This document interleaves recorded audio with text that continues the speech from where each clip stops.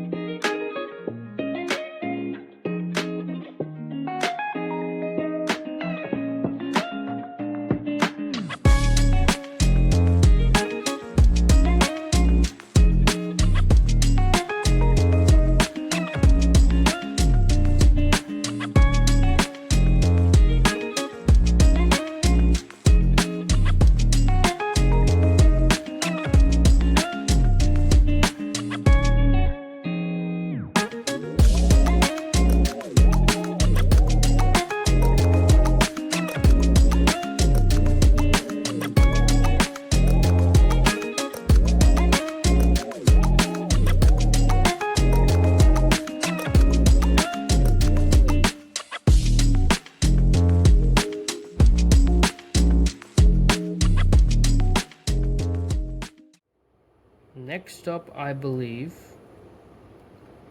is tinning the pads on this boost module in here. So let's get to that.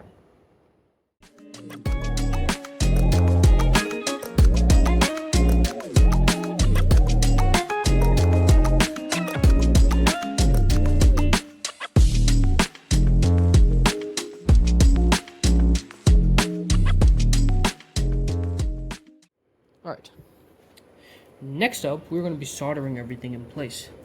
And first of all, we're going to need some tweezers. Second of all, I need to wire in a capacitor across the output of this module. So let's do that first. But I also don't want to do it first because that might blow up the capacitor if it's already set above 16 volts. So I might do that last after I wire in the batteries and everything. So I guess I'll save that for later. Alright, let's see. What do we do now? I think we can turn back to installing the hardware in the panels. Okay, so first thing I'm going to be doing is installing this push button switch. I tinned the terminals a little earlier. I'm going to bend them over just a little more. Alright, so that's the new switch. And now we're going to super glue it in place.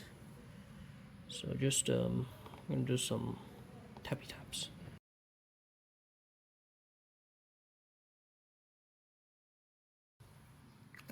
And time to install the switch now.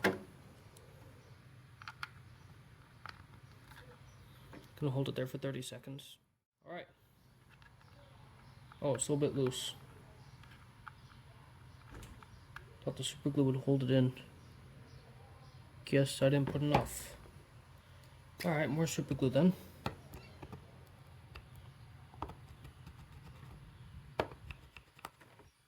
Alright. Push it back in again.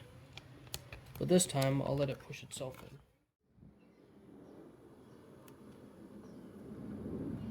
Alright, I think that worked. stuck in pretty well now. Only problem is basically 0 way of adjustment now for anything at all. But that's okay, because I won't need to anyways. And the glue's still a bit janky, so thankfully I have a glue gun. So we're going to use that too.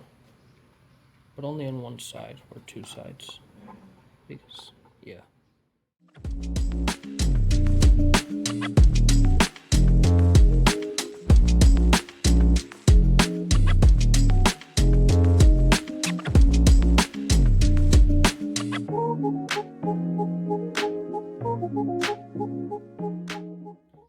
Okay, next thing we're going to be installing is probably the USB-C port, which is right here.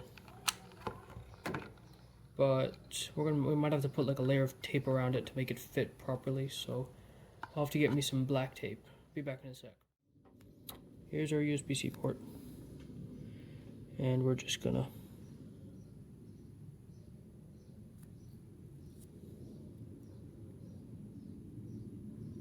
layer it on nicely.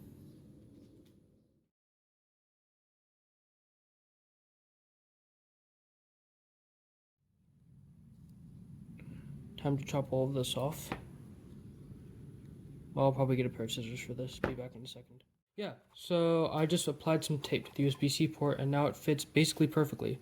It's time to slide to the back of it in hot glue. So first thing we're going to do is press it against a flat surface. Next thing we're going to do is press it down. Third thing we're going to do is check sure it's flush. That is flush. Very flush. Alright, time to apply the magic. Alright, so that's the whole assembly done right there. It's very unneatly unorthodox, but you know what? That's how we do it around here. And USB-C port, which has now been shrunken in. Oh boy, that's going to be a pain to adjust. I need to push it back out. Oh no, it's coming out. That's not good at all. Oh no, it's stuck to my fingers. This is not good at all. I just noticed that. Come on, back in you go. Need you to be a normal USB-C port, not a weird USB-C port. Guess I'll be pushing this against a flat surface for a while. So while I wait for the hot glue to dry, I'll just get a little more from this glue gun on the side. Whew. Never knew hot glue could be such a pain to work with. Man, I really got to get me an indoor lab, but until then, we'll just keep suffering like this. Alright, so the USB-C port is just locked in at this point, which is good, because obviously I don't want it moving. And I'll probably apply just a little bit of super glue in between these two, just to make sure that this stays down.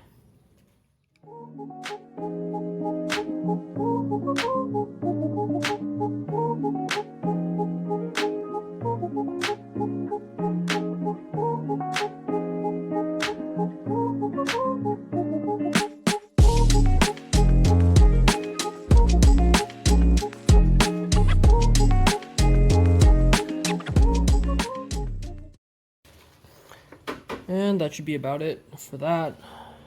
That's pretty cleaned up.